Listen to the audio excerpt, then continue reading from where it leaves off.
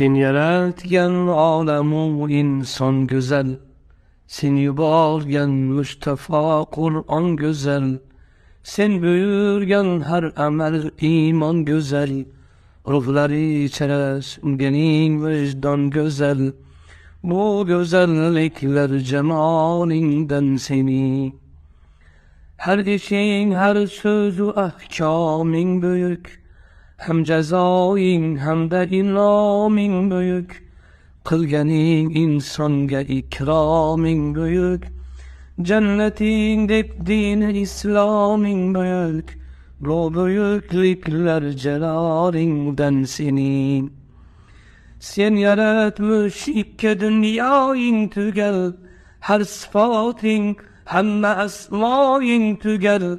Berçemen leylerde imlayın tügel, dilleri içre çek.